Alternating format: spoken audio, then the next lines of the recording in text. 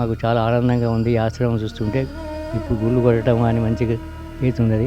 పోయిన సంవత్సరం ఇప్పటికీ చాలా మార్పు వచ్చేసింది. మంచిగా అనాథాలు కూడా మంచిగా చేస్తున్నందుకు శంకరయ్య గారికి, మేడం గారికి నాకు ధన్యవాదాలు.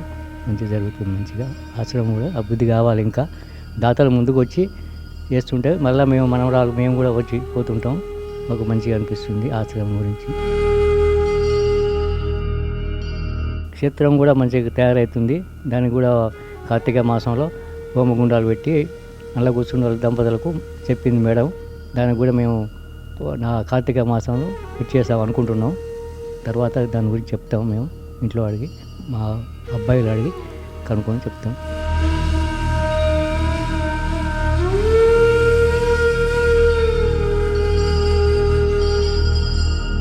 దాతలకు సేవామూర్తులకు విన్నపం.